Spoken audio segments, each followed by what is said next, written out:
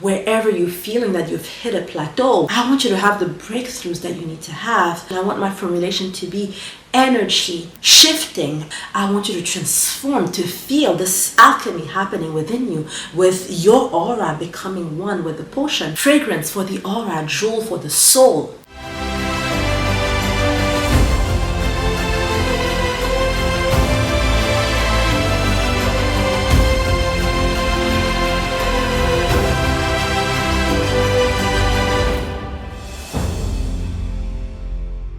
The way you do everything, the care you put at everything is going to be the translation of that energetically in the way people are going to react to you. Being born on this earth is a constant purpose of expansion. If you're not expanding, you're stuck in a wheel.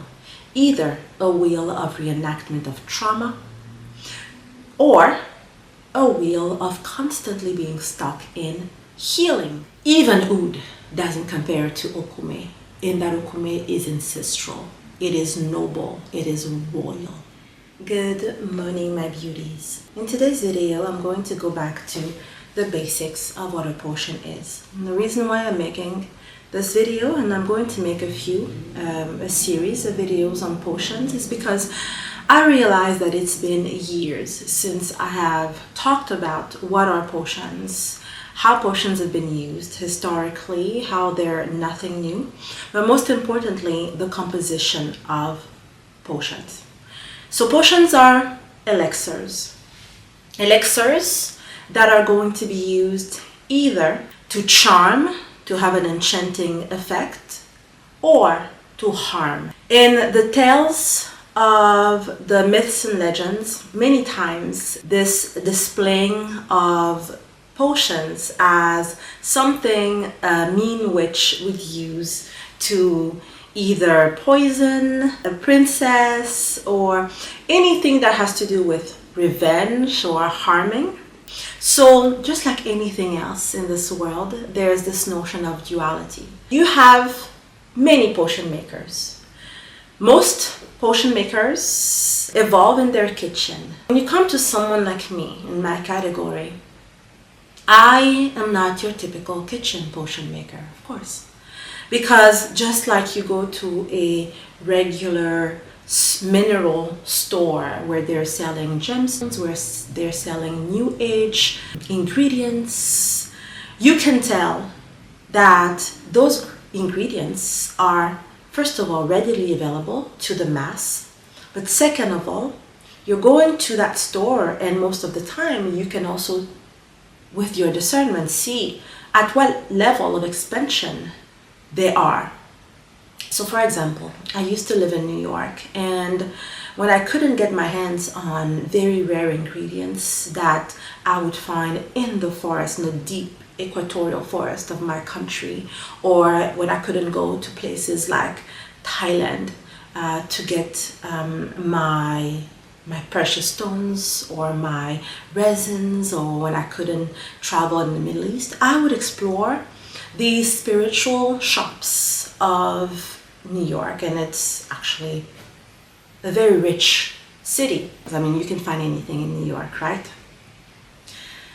But what I found is that whether I would go to what they call botanicas or new age shops, whether they would be in Brooklyn or in downtown Manhattan, New York, and other boroughs as well, I found myself in places that I felt really uncomfortable in.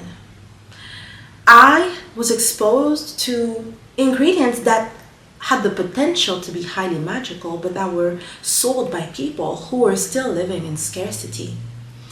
And this is something you have to keep in mind. There's this lady I used to go to get some herbs, probably about 15 years ago. And I've gone in the recent years, and she's still there, and the store hasn't changed. And I would find her occasionally saging her store to purify her store. So she's like, yes, this is my routine. She purifies, she cleanses her space. But she's still in the same store, kind of aging, poor looking, really. Or I would go to Botanicas, even the place where I did my initiation in Santeria when I was crowned Oshun. Your myths and legends, you can think of goddess Aphrodite, for example, if you're from Europe, or goddesses such as Ishtar, if you're in the Middle East. Lakshmi or Lalita, if you come from the Hindu tradition. I went to that Botanica, and from the smell, from the people that went there, from the other customers that went there, from the look of how things were placed, it was not my scene. Even when I did my initiation, my padrino and my madrina told me, you don't belong here. Those are people who are constantly dealing with low-level magic. The people who go there want quick healing, quick magic, manifesting $5,000. Or let me get a candle to do a spell for my cheating husband, but you've been going to that store for 15 years doing the same candle spells on the same husband. So not all magic is equal. The reason why, and it's because of my calling, it's because of my pedigree, it's this notion of opulence in my magic, also goes and actually comes from the use of specific ingredients. Energy is energy. When you're going to any kind of practitioner, just like when you're going to a jewelry store, what you want more than that piece of jewelry is the energy that radiates from that environment. That is why you see people waiting online for hours in front of a Hermes store in Paris just for the hope of being mistreated by a personal seller. Being born on this earth is a constant purpose of expansion. If you're not expanding, you're stuck in a wheel. Either a wheel of reenactment of trauma or a wheel of constantly being stuck in healing. Just like this lady I have gone to over the years in that charming store where she wishes she had more money, she wishes she had more customers, but yet everything about her energy is about stagnation. So even if she were selling the most beautiful diamond in that store, he would not be displayed in a way that would make someone feel enticed to reach out for it. A potion maker is what you seek in the level of potion you want.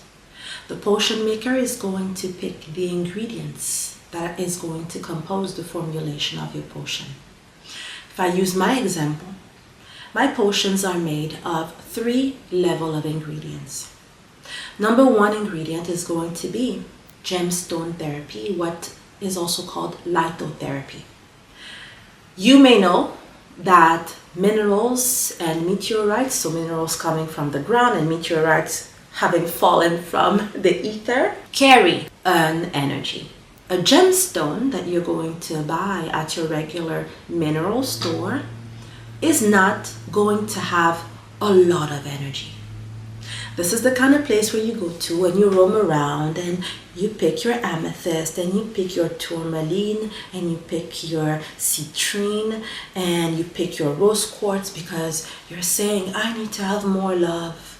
I need to cultivate love. So I'm going to get a rose quartz and I want peace and serenity and I'm going to pick my amethyst. Or I was told by such and such stone, the moonstone is my birthstone, so I'm going to pick that. So people go and become it's sort of the blind leading the blind, because that person selling you those elements in that store just wants to sell you the elements, is not really awakened to the spirit or the energy of whatever she's selling. She hasn't harmonized with all of them, which is impossible actually. You can't harmonize with 500 ingredients in a store. So she's not misleading anyone when she's selling you that. She's going to look at her book to look at the metaphysical or energetic properties of whatever stone you're looking for. She's not there to heal you. And as a matter of fact, if you're buying a $100 stone, you're not expecting the person selling you that stone to, on top of it, be the expert who's going to open the road for you having an actual transformation. Whether you want peace, usually you want peace, why? Because you're tortured. You can't sleep at night, you have insomnia, you're highly anxious, you're very angry, or you're holding on to trauma. So no, your regular gemstone is not gonna cut it. What you need is either to buy an entire room of that actual quartz, to be in a cave where you go for your meditation, and you go for, you know, like people who live in a temple, or those celebrities that create temples in their houses where they're actually blinged up with all of the energetic elements optimized for what they want. So they go to experts. So most regular people cannot afford to have an actual room full of rose quartz that would actually have the real power to bring them the level of love energy they want. That's why someone like me goes for precious stones and rare meteorites. A precious stone is not just rare in the fact that they're not necessarily readily available on most grounds. I mean, for example, diamond doesn't grow on every soil, otherwise it wouldn't be rare.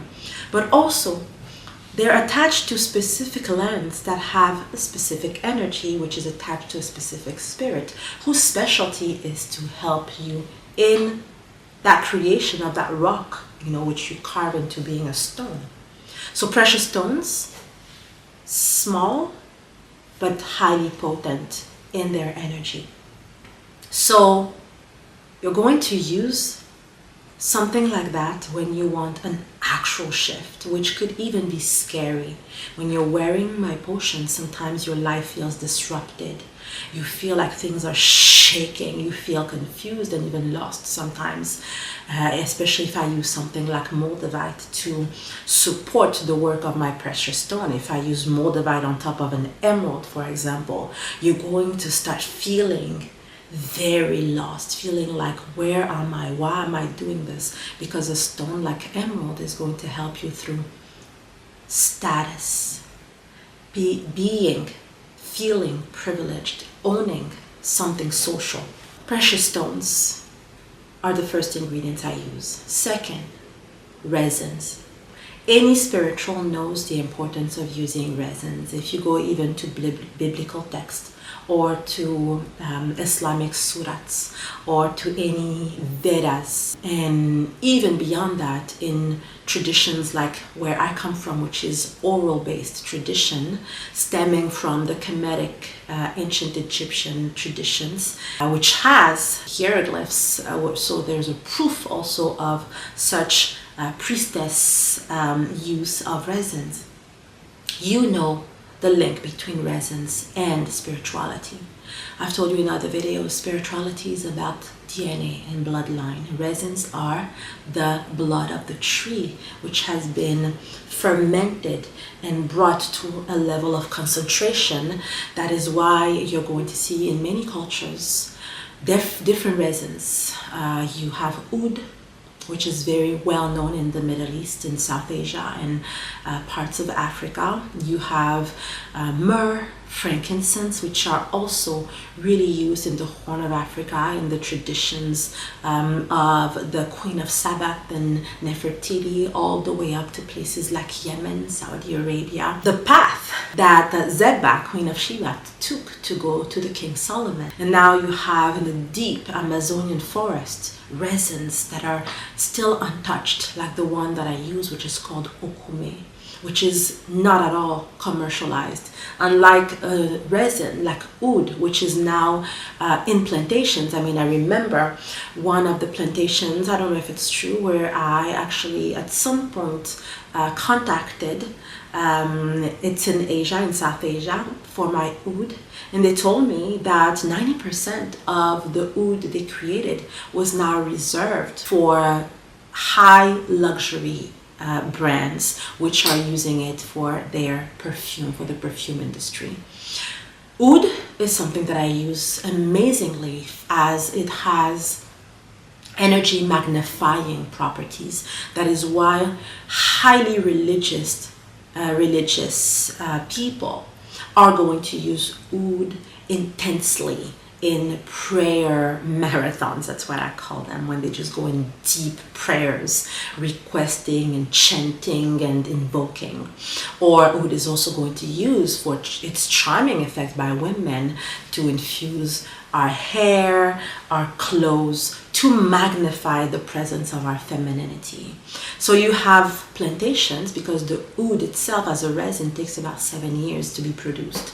So it is now made as an actual quest. They plant the oud trees. Okume, which is the other resin that I use intensely, on top of also myrrh and sometimes benjoin and frankincense and olive incense.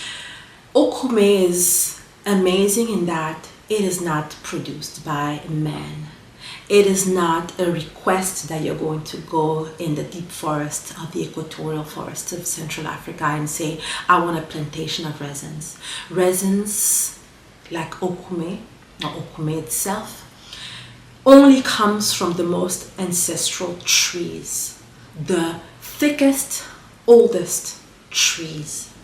They are not man-made. Like I said, it is not even possible to hand make them, because the deep equatorial forest of Central Africa is untamed. No one goes inside of that forest without prior authorization from the healers and the chiefs of the villages.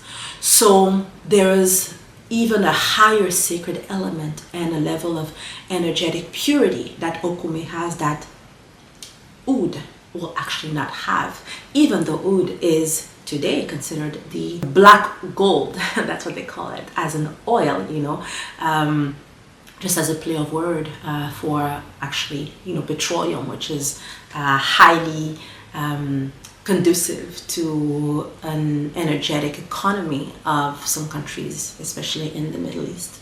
So the black oil, which is oud,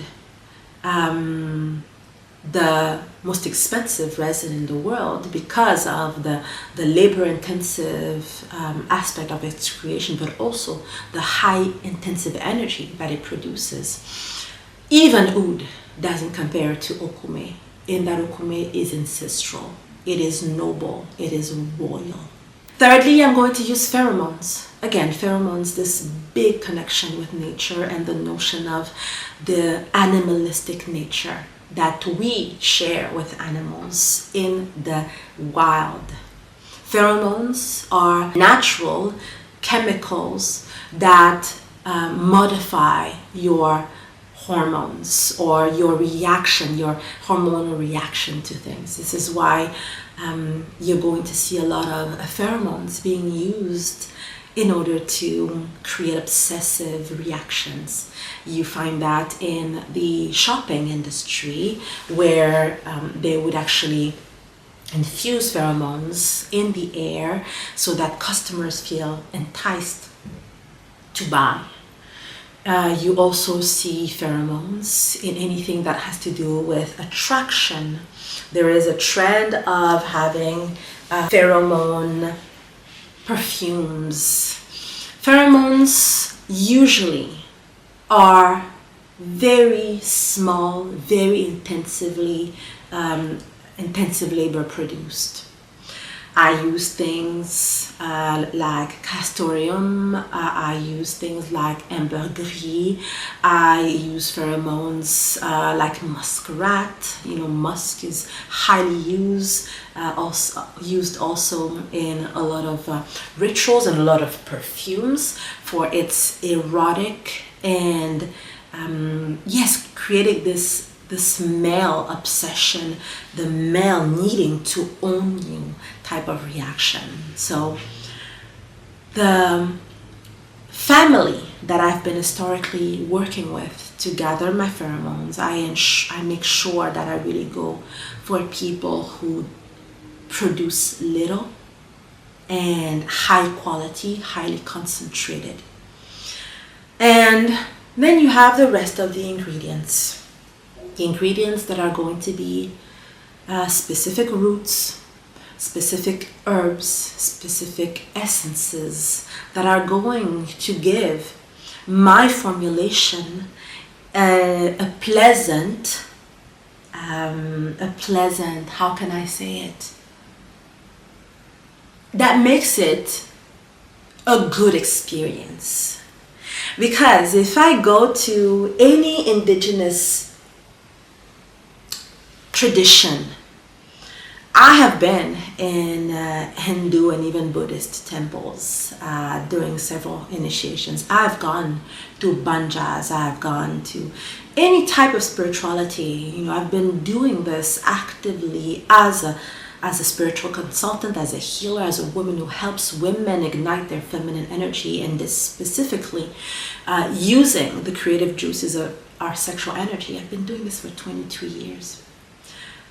There's one thing that all of those traditions have in common, is the lack of care about comfort. I have taken potions, for example, anti-poison potions, which are very, very important when you start on your spiritual journey, which act both on the physical but also more on the astral level. Different types of elixirs to put on our body, different spiritual baths for energy cleansing, for attraction, things like that. And I have gone through the most uncomfortable situations because those practitioners were mostly carrying a tradition of doing it in scarcity, but also who only cared about the nature of the ingredients that they were using. So putting an actual potion on my skin that really stank, that was so uncomfortable, and having to sleep for 3 nights in the forest because that is the way it was applied and the way it was said to work, because that practitioner never questioned that energy had to be also in expansion. For me, it was really important to bring together a notion of haute perfumery and haute joaillerie. So the whole potion experience is actually a very sensual, very charming, the way you want your energy to be magnetic to everything and everyone around you. It is also the way you need to enter into that ritual with yourself. When you take the potion, you look at it, it is immensely beautiful. It is a work of art. It is a collector item that no one else has, that is made with the most prestigious, rare, and the care of aesthetics and beauty, because I want you to have an extension of the opulence that I carry. And same in the formulation. I want my formulation to be energy shifting. I want you to have the breakthroughs that you need to have. I want you to transform, to feel this alchemy happening within you, with your aura becoming one with the potion. But I want it to be a highly sensual experience. You know, that's why I call my potions fragrance for the aura, jewel for the soul. The way you do everything, the care you put at everything is going to be the translation of that energetically in the way people are going to react to you, and the way opportunities are going to open up in front of you. Wherever you are on your journey in your life right now, wherever you're feeling that you've hit a plateau, whether you're a big architect that is just creatively stuck, or you're a woman who can't find her femininity and who is dissociated with her her sensuality, and who sees that in the way people are reacting to her, the way her partner reacts to her, even the way she keeps attracting the sensuality in her life, which is lacking. It is always an extension of yourself. In a nutshell, I guess this is my philosophy on potion making. Potions have to become one with you. You have to be in full communion. That is why when I send you my potions, you have to harmonize with it. Or when you call upon me to service, come to you as a premium service, to travel to you and to spend those 3 days. Those 3 days are what? To cleanse your energy, to make you open to opportunities of becoming this person, but thirdly, to harmonize so that you become one, so that the potion is you in a bottle. I love you. I wish you to manifest lavish imperial opulence, and I see you in my next one. Take care.